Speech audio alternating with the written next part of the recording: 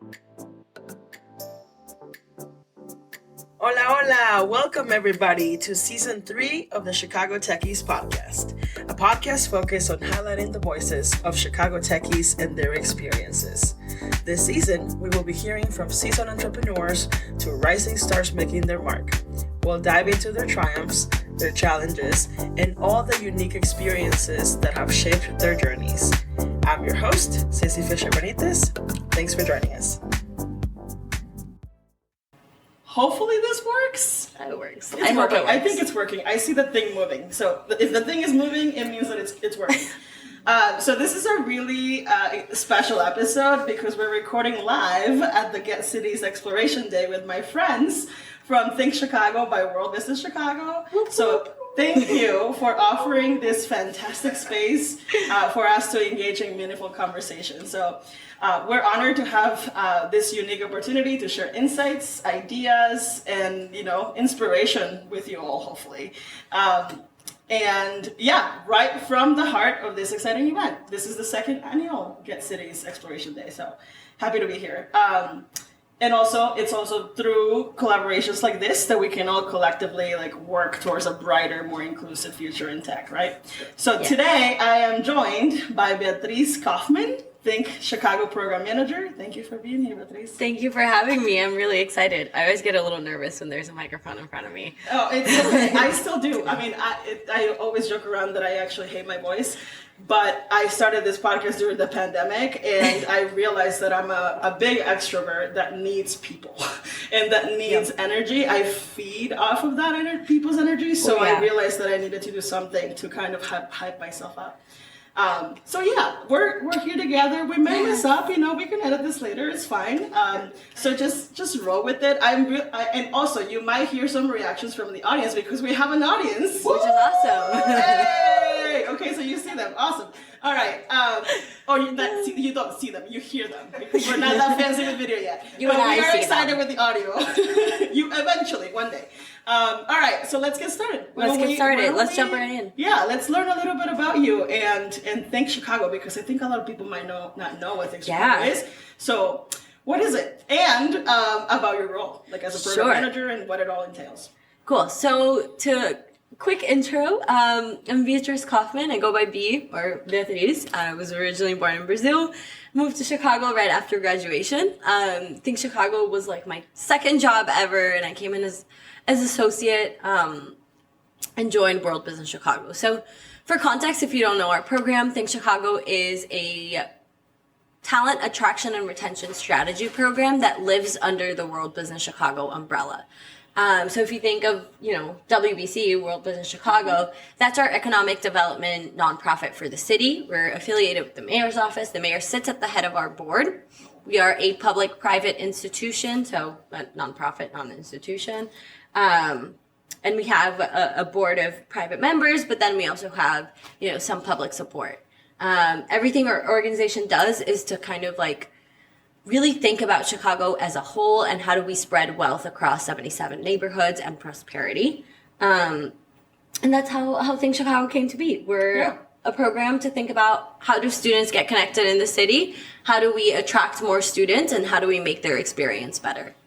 That's great. I love that they're also kind of in almost every space, but especially in this path in tech. I see World Business Chicago kind of everywhere, and obviously economic forums and all, but I love that there's this tech push, this bullishness for Chicago. So I'm just curious if you always knew you wanted to kind of explore tech or be in tech and learn more about it. So I for sure did not know. My path was wildly, unconventional and winding at best. I graduated from Boston College in the East Coast in 2021 with a degree in communications.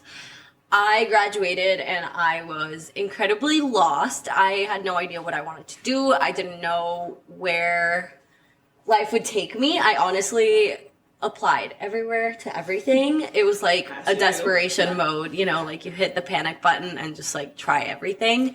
I eventually did land a recruiting job. So I was working as a recruiter for a company that only does search and in my time doing that, I loved talking to people. I loved figuring out their journeys.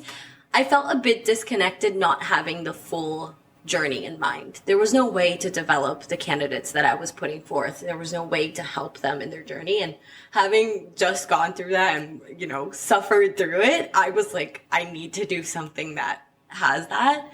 And I reached out to someone on LinkedIn, like cold, you know, hey, I'm Beatriz, like, no. And it was Alexandra. She currently works at World Business Chicago as well. And she was like, hey, the role for ThinkChicago is open. You should really think about it. And when I saw the role, it just like spoke so much and so highly to, you know, the journey that I had just gone on that I was like, this is it. Like, this is my role. So no, I did not account for being in tech. Super happy I'm here though. I feel like I've learned a lot. I feel enriched by everything I've seen and learned. So well, I can speak for everybody here. We're happy to have you. Thank you. I was laughing because I feel like I had a similar journey. You know, like I actually started my career in education. I worked at a high school for 5 years before I transitioned to tech. And it was when it was time to transition to tech, just like you, I was applying to literally everything. Because I thought for me as an educator, I guess, you know, a project person, I was like, well, the easiest way for me to break into tech will likely be through customer service. You know, I think I can do a lot through there. Like I serve families and students, so why not? So I literally applied to every single customer service job in the city within tech because I was so curious about tech. Because when I was at the school, I was mentoring a group of girls, and then I got an invite to bring them to Chicago. And I think I fell in love with it more than they did. And I was more excited about like learning how to code, like build your website and all that. And I just knew that there was an opportunity here. And even in the community space, like programming, program management, for that. So I love that similar path. That I had no idea either. I didn't know. I was a late bloomer in tech. So no, there's so much there. Yeah. But so I guess in that line, Think Chicago is known for like connecting students and young professionals with those career opportunities in Chicago. What are some of those?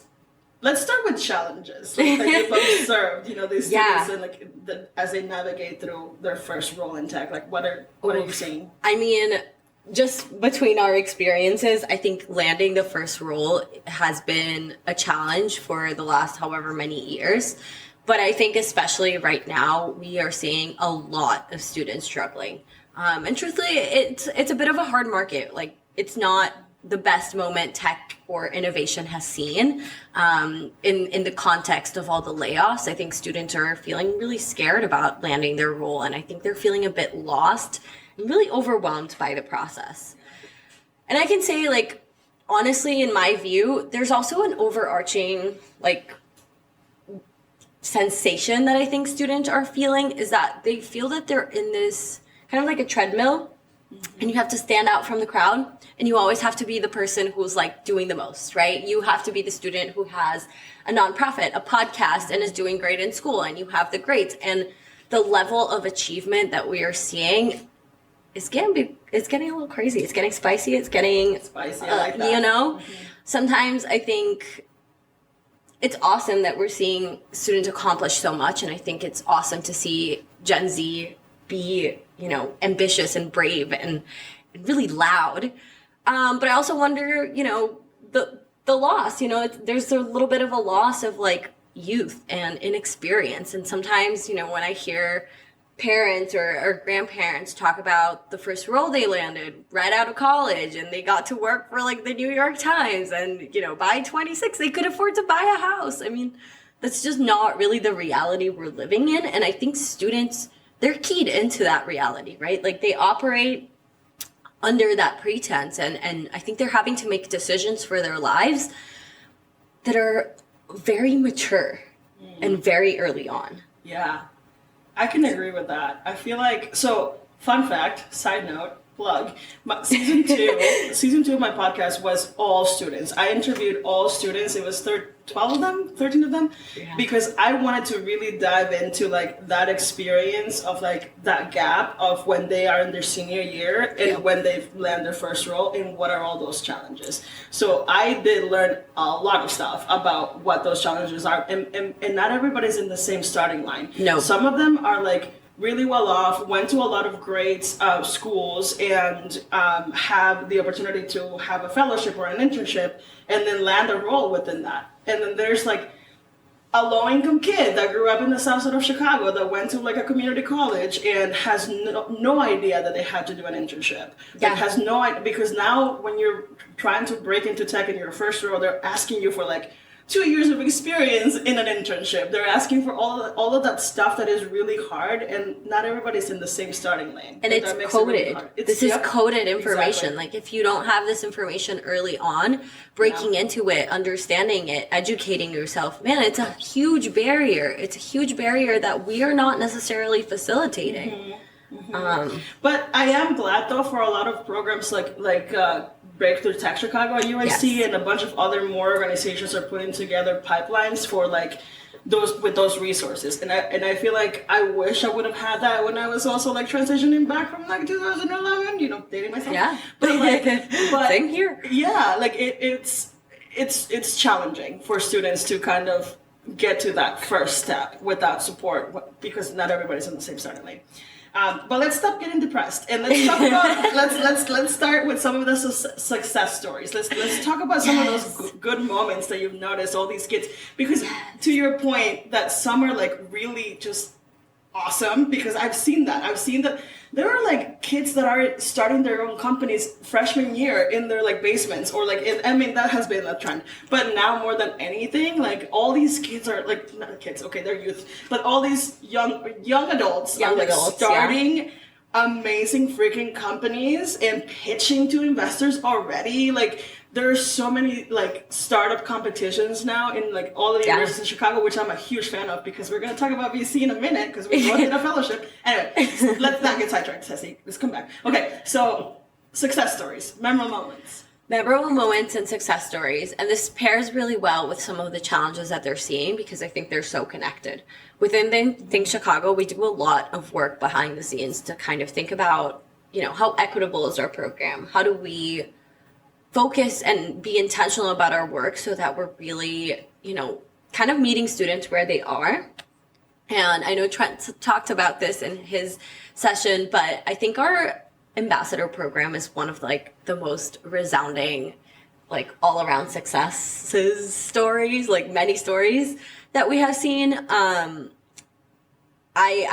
personal success story was, I think a week ago, 2 weeks ago, we hosted our second cohort ambassador retreat. So we locked them in a room on a Saturday. It was really gentle. It wasn't aggressive at all, but we had free lunch, and we had a bunch of like activities, and we had a full day plan to kind of bring them into the program. And that day for me was just like a success from, the day, the second it started, from 8 a.m. to 3 p.m.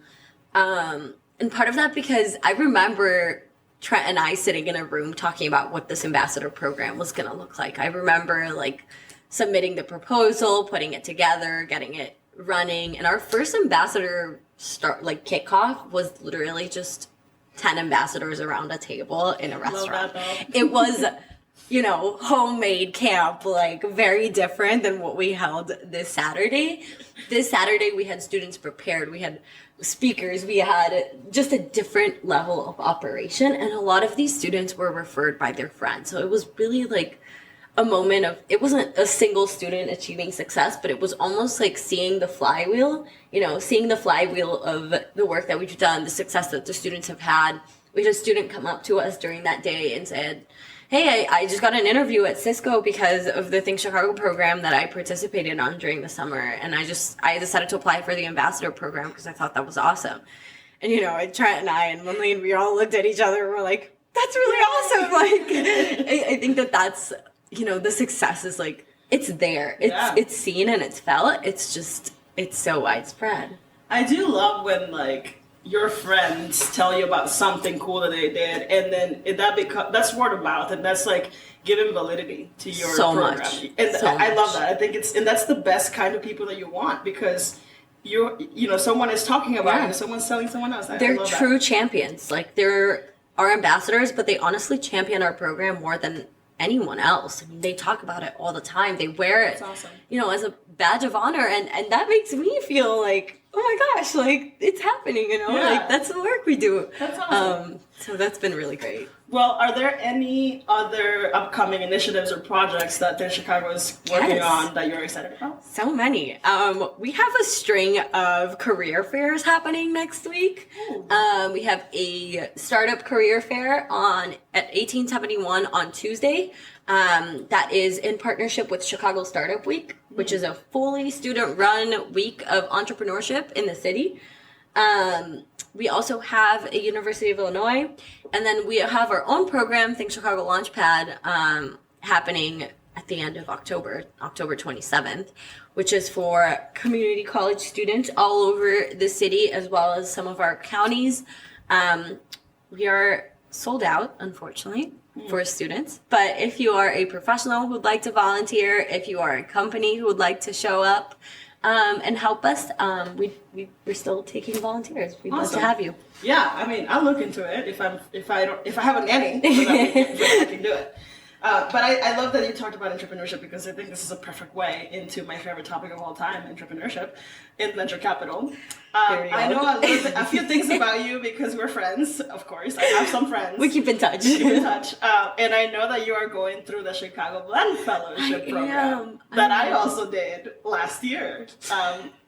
But I'm gonna let you talk about it. Like, I'm following in your footsteps. I love it. So tell us about that. Tell us about Chicago Blend and what it is. Yeah, Chicago Blend is awesome. It's a 4-month fellowship program, kind of started in the city. And the goal of the program is to help people from non-traditional backgrounds to break into venture capital and give them a better understanding of what venture capital entails and you know, what the ecosystem is like, what the world is like. You explained it better than I ever had. Thank you. and it's great because it's a lot of hands-on experience. You actually get to talk to a lot of founders. You get to source your own founders and kind of hear their pitch, help them with their pitches, because at the end of it, you get to pitch one of them to a pool of investors so they can potentially like fund them. But I'm excited that you're going through it. I mean, it's like right now. You're going through it right now. Yeah, I'm in the thick of it. Yeah, but so far, like, what have you learned about this Chicago, like, founders and investors community that might have surprised you? It is hard to pinpoint just one thing because I feel like my world has just exponentially grown over the last, like, month and a half that I've been a fellow. And I think it's been really cool in some ways to kind of see all the intersections of like the various things that I've just been doing coming together. So seeing the crossover between, you know, entrepreneurs and students and seeing how those worlds interact with each other.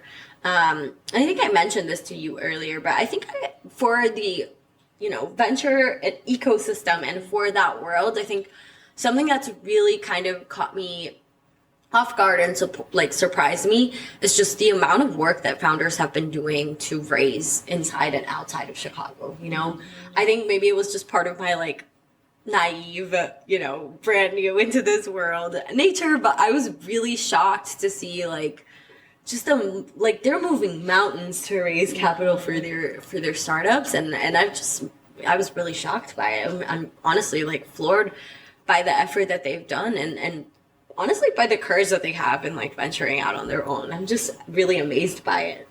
It is really tough to fundraise, especially if you're a person of color or a woman. But let's talk about starting lines again. Seriously, but I also think it's a really interesting time right now because we are dealing with a lot of tech layoffs. Yeah. And we're dealing with like the fall of like Silicon Valley Bank and the bank that was like funding, you know, hundreds of startups in the Valley. But so it's definitely like a part of me, like I'm also sort of like a newbie to venture capital in the last 2 years, and I still don't quite understand what really happened there and like why like we're in this position now. But it's really, I think maybe I should have someone else in the podcast to come tell me all about that because I don't really know anything about like what's going on with venture capital really. Like, are we in a good place? Like, there is supposed to be a lot of money, like especially in Chicago right now. There's like a huge movement of like funding coming this way, and we're building things and we're creating things and there's more VCs now, like more women VCs than anywhere in the city. And I love that. I love that there's all these like fundraising, all these GPs raising so much capital. but then it does make me kind of wonder, like, so what is it? Why is it so hard for founders to get access? I think there's so much to the question, and also just so much to the nuance of the environment. And you should totally have someone talk about this because I'm not the pro here. But I think from what I've seen and what I've learned, we're going through a venture capital like hard moment. Right? Yeah. Like cash is not flowing. People are really scared. We're entering into a recession. Investors are tied up. I think there's also like some level of, risk management in the city. People are just really scared of pouring money into. There's a nuance for sure in the moment that we're living. And even though we have cash, like we have flow coming in, if you look at the deals and the breakdown, there's a lot trapped in PE. We forget that private equity is also a big Chicago moment. So it's kind of hard to, like, especially if you're entering into it, it's really hard to pinpoint, like, where's this coming from exactly? And I mean, I think another area that maybe is still developing is also that education and resources about what exactly it means to be VC backable. For sure. I think so in my day job, I work with Latinas in Tech, and I'm a senior program manager there. And we developed an entrepreneurship program earlier this year where we invited Latina founders to come and like get started with us, because we did a very beginner one, from ideation to proof of concept kind of program. And we had 136 applications. Oh my gosh. And we were only able to accept 27 of them. So it was myself and my team looking through all those applications, and I had just finished the VC fellowship, so I was very critical of all these like startups kind of like applying, right? And then I started noticing, oh wait, like this is the first time these Latina founders are starting to even think about building a business. So they really don't know what it takes to create a startup that has potential to become VC backable, because you're probably just creating a small business. What your idea is right now is just a small business, and it's never going to get traction because you are only focused in one demographic. You're not going to scale. Like, you don't want to scale. So that's a small business. So I think a lot of that, it also involves like, we don't really have the proper education to understand if my startup or business has potential to become VC backable. And that's what some organizations are popping in Chicago too, like, to kind of provide those resources too. Like, I mean, there's a lot of student organizations that are doing this kind of work, like the Polsky Center, like IIT has a program too, Kaplan. So I think there's now a bigger push on kind of setting that structure, or setting that like development structure for how to create. There is, and I mean, so much of this industry has been gate kept for so long, and it's so small. Innovation really is kind of a bubble, and it's interesting how we're looking at ways of breaking through that bubble and how we're like empowering folks to kind of understand.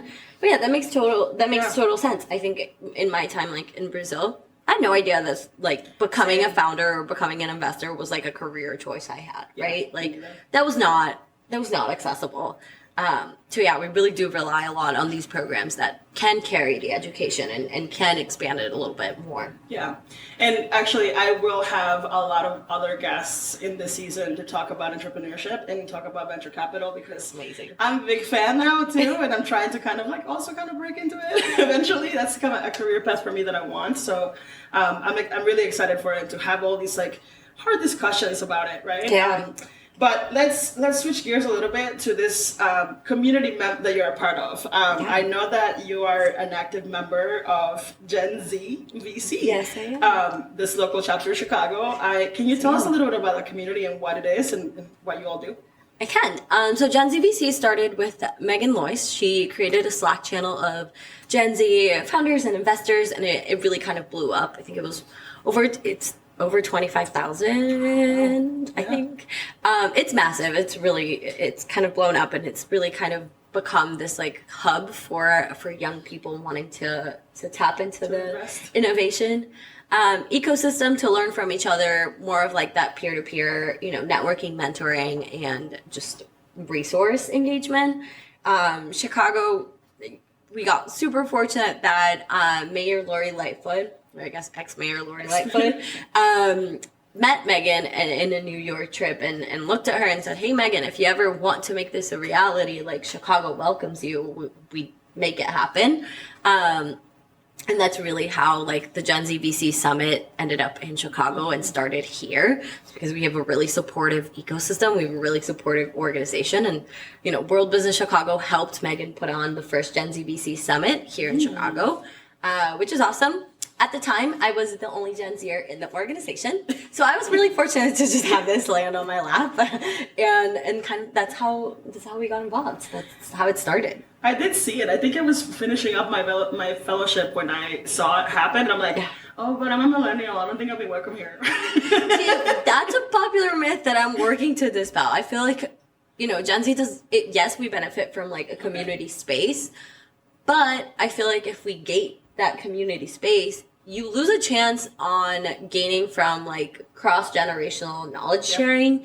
You lose a chance in like exchanging a little bit of like findings between more senior folks and then also just like the younger people who are trying to break in. Yeah. So I'm working on that. Well, our branding is changing. Because I was very curious about it and wanted to hear some of those speakers because honestly, like all these Gen Zs, man, they're awesome. They're powerful. Like, they're changing the world. Like they're young. They all want to be investors at 22, and that's amazing.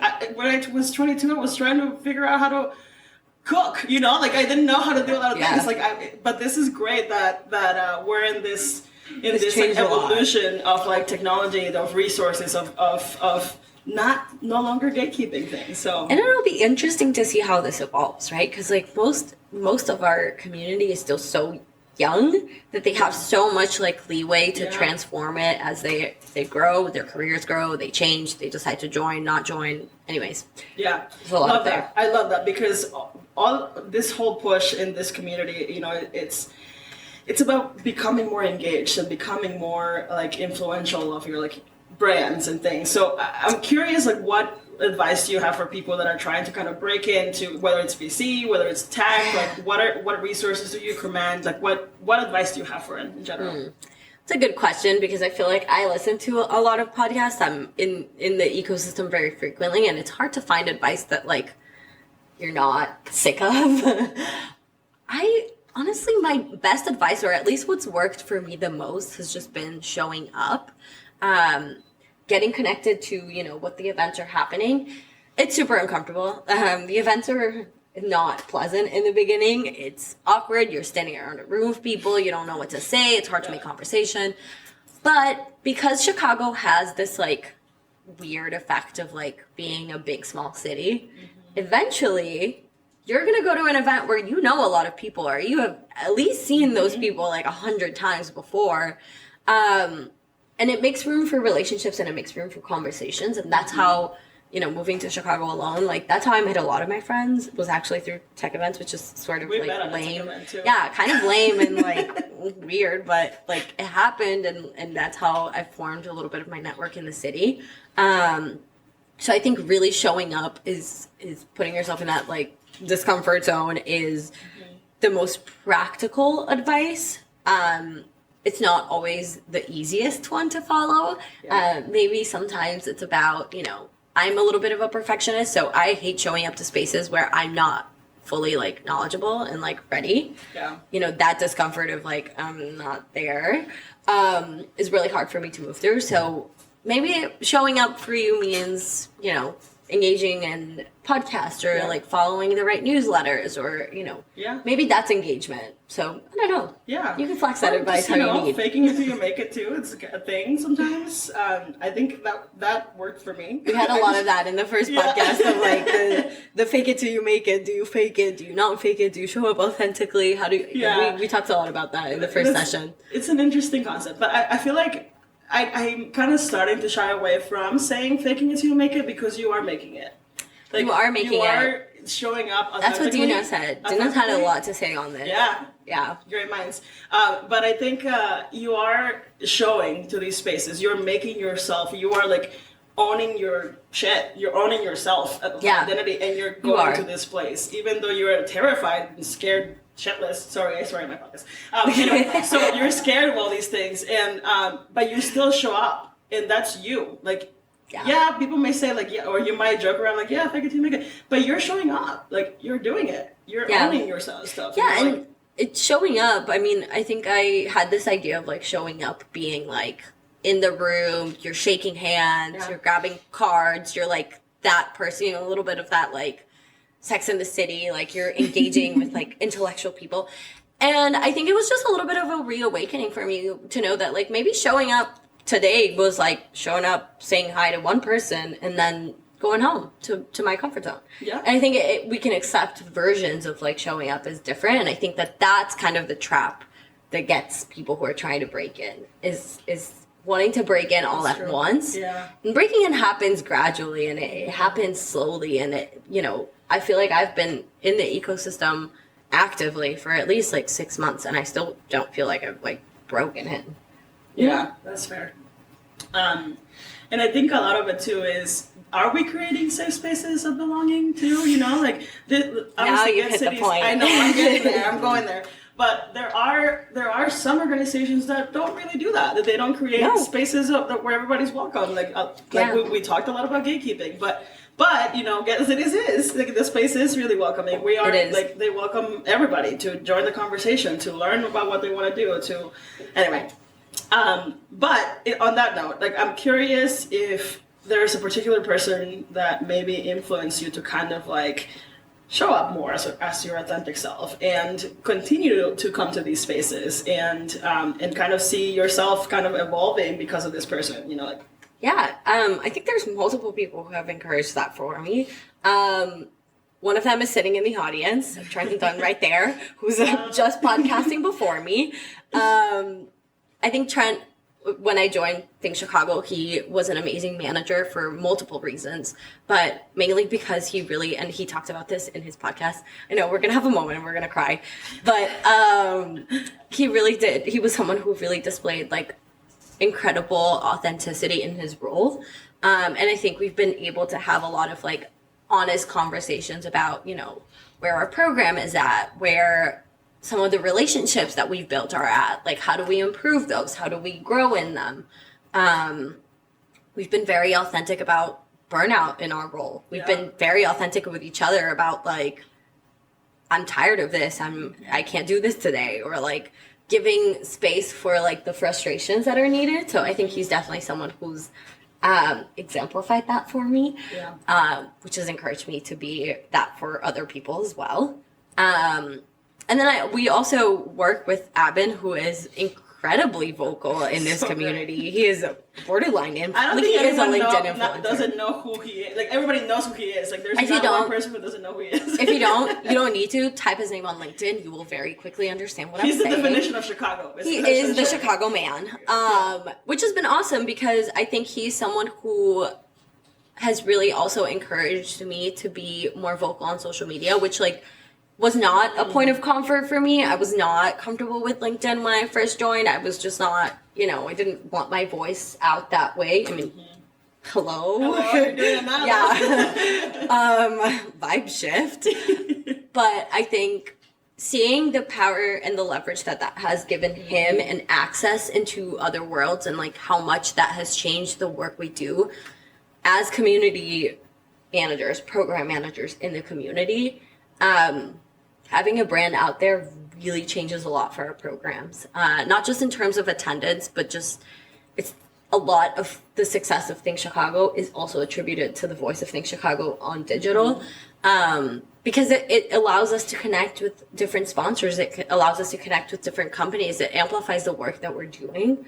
So I think seeing him do that for himself and see that reflected on our programs has really kind of encouraged me to do the same. Yeah. So, you know, I've really had like, I do consider myself very fortunate, and I am very grateful that I've had the two like very honest examples of like, how can we project and how can we keep that projection real and authentic? Yeah.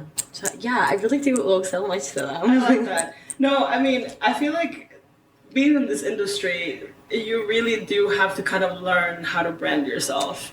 Yeah. Especially if you want to stay, like, if you want to be out and doing exciting stuff and connecting with people and getting invitations to things, like there is a little like component to kind of like learning how to brand yourself better, and I think I learned that over the years too.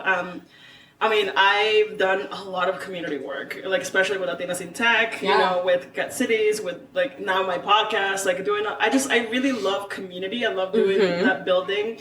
And I think that's why like I have a lot of access and to like a lot of different things. And learning how to brand yourself on LinkedIn, even though it's cringe sometimes. It is cringe sometimes, yeah. That is a part of the reality. Yeah, but there are so many people out there that love hyping people up.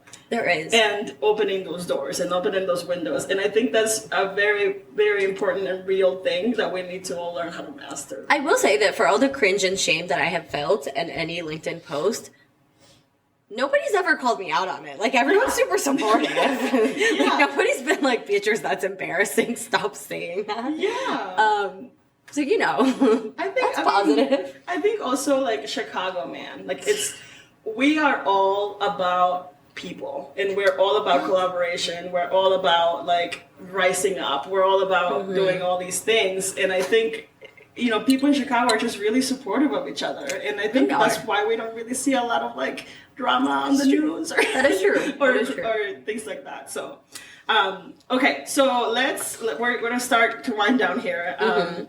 I am, you know, big question to end, kind of like, where do you see, or what do you see for the future of Chicago's like business and tech landscape, and like, where do you see us going? Like, what do you think? Oh my.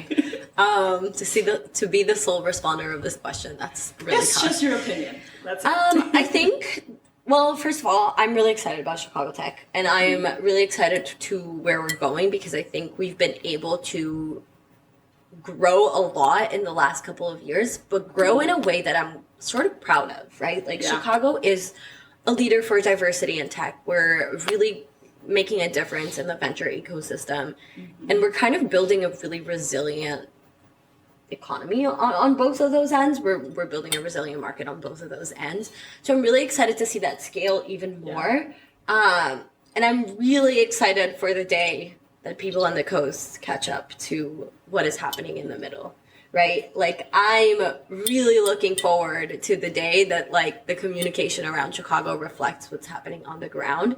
And I know we hear this a lot and we talk about this a lot, but I think I'm excited for the day that Chicago is going to converge, right? A little bit of all the exciting things that are going on. So we're going to converge our culture, we're going to converge our venture and innovation ecosystem, we're going to converge our like corporate presence and like how companies grow here. I think for the future of our landscape, I can definitely hope and expect to see a lot more diversity, but a lot more, I think what Chicago does really, really well is just like rooting us a little bit in like humanity and like, you know, the Midwest humble and like nice. And I think, yes, that's like something we say around, you know, we say it, but I think there's actually like some profound truth to it, in the sense that like, I do think that Chicago is a city that like, we don't necessarily talk a big game, but there are big games happening here. Like, there's a lot of amazing things happening here. And I'm really excited to see how that evolves, because I think there's a level of like truth in the work that we do, and authenticity that is a little bit inflated in the coast today. Like, you know, and I'm excited to see the future of that and how that plays out into our ecosystem, that plays out into the diversity in our ecosystem, and that plays out into the innovative companies that are being started here. Yeah, and I mean, even the education system, like all of the schools that are doing all this amazing stuff to kind of like propel people to 100% tech. Well, the programs that we run, I mean, I'm just gonna go ahead and say it: we're the best. Like, we're better than Silicon Valley. I don't know why people think Silicon Valley is still the place to be. I met so many people that moved from like San Francisco from California to Chicago, to build their startups, or to join a team that looks like them. I think one of the things that, we still have a lot of work to do, but I think there's a lot of more companies in Chicago that actually have people that look like the city of Chicago. And you don't see that often, you know, like not a lot of them, but there's quite a few. Right. And, even if and it's not perfect, it's still somewhat progress when we compare ourselves to our peers. And we own it, and we talk about it. That is true. We do talk about it, and we do own it. And I think we are, I mean, even programs like Chicago Blend, I mean, the amazing work that they're doing for like diversifying workforces is, well, them for venture capital, but then there are other programs for diversifying workforces like ours that really make a difference, I hope.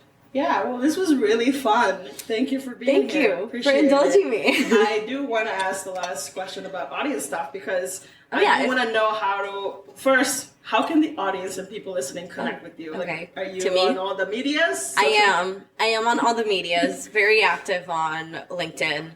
I guess over email as well, but I'm going to be honest, my email inbox, like my inbox right now is just chaos. So I guess LinkedIn is like my primary point, but yeah, you can connect with me and we can chat after. And I will put that on the show notes after this so you can all go over those links. Thanks. And now I'm going to do something that I haven't done before. Let's open it up to the audience just in case anyone has questions for myself or for Beatriz. No pressure. No pressure here. though, because I didn't give anyone, we didn't know this was going to happen. So thanks for being here though. Appreciate you all listening in. Oh, we have a question. Awesome. So it's more like, I guess, personal, because like you went to Boston College, right? Mm-hmm. Assuming it's Boston, Massachusetts. So I am a senior and I have been interning with Optum, and they have a Schaumburg office, which I really wanted to stay in Chicago because I grew up here. But I got a job offer from them in Boston. Yes. So it's like, I mean, I know you moved from Brazil to Boston, so that's Yeah. like a huge. I mean, It's a big gap. It's scary, right? It's like, terrifying, yes. I can't even like assume what's gonna happen because it's just like it's Yeah. like a black picture and I have no idea what's gonna happen. So Yeah. like what's the difference between Chicago and Boston? Like, I mean, you moved Yes. to Chicago, you know, like that's a red flag for me. I want to know. I want to know how you compare the cities. It's tough. First of all, congratulations. Big round of applause to you. That's awesome. You have an offer, right? Like, I don't know what your goals at that point were, but you have an offer. Your first job is the most temporary job you'll ever have because there is so much learning that you're going to do about yourself in your first role that it just really changes paths for a lot of people. So take that with a grain of salt. How do I compare the cities? So I'll emphasize that during my time in Boston, I was not super plugged in with their tech ecosystem. I was not plugged in their like venture happenings, even though there is a lot happening. So my experience of both cities are incredibly different. I think Boston as a city was kind of a really cool hub for students. And even like younger professionals because of all the universities in quite literally in the city. And we have a similar situation happening in Chicago, so it's not that crazy different. I think what does play a lot into the difference is just the size of the cities in comparison to each other. Chicago's like massive, right? Like we are a huge city. We're the third biggest economy in the US. Like it is huge. So I think that feeling is going to be a little bit different. I think there was a lot of great work happening in Boston, and I think that innovation in Boston is really exciting and very like in touch with the universities there that were happening. So I think just traditionally when you think of Boston, people automatically think, oh, like Harvard, MIT. There's just naturally a lot of like research thoughts going into that. When I moved to Chicago, something that really surprised me about the city was the sense of community in it. I did not realize there was like a festival a weekend here for you to attend because that's just not really what happens in Boston. So I loved that part of the city. And then I also really liked, again, the experience of joining this ecosystem, of getting to know more people, of like breaking in, of like establishing myself here happened in a way that it wouldn't have in Boston because of the size of the city, the competitiveness, the grit that's happening over there. That is just different. It's not that it doesn't happen in Chicago, it's just different. They happen in different ways. I don't know if I did a great job of answering your question, but in there are awfully support. comparing There's them. support both places. So I work. I talked a little bit about my work. We actually partner a lot with Mass Challenge. They're based in Boston. They're like an accelerator, also like for startups. They work with a lot of founders. We also have a Latinas in Tech chapter in Boston that provide a lot of resources. So there is, I think, there's a community building there. There is. I'm just not sure if it's as big as it is here. Yeah. I'm not gonna say to not move to Boston and stay in Chicago because this is your first job and you should, Yes. take advantage of whatever you want to do. But I think you should consider also like looking at what's around Chicago, like what can Chicago offer for you, and like what resources are available.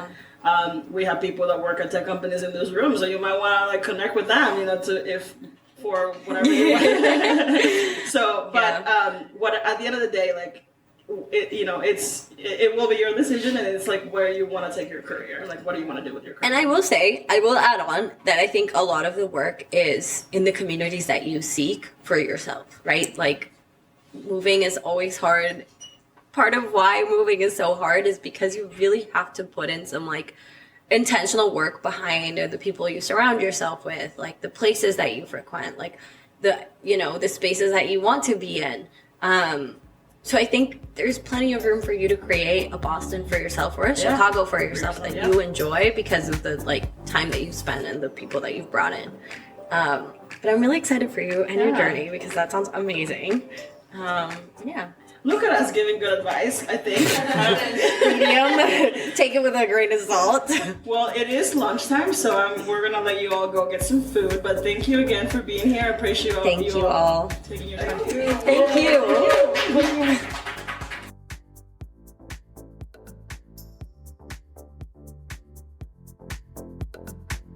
Thank you for listening to this week's episode of the Chicago Techies podcast. If you enjoyed listening, don't forget to subscribe, share, and leave a review on iTunes. Let's continue the conversation on social media. We are at Chicago Techies on all social media platforms. Thank you again, and we'll see you next week.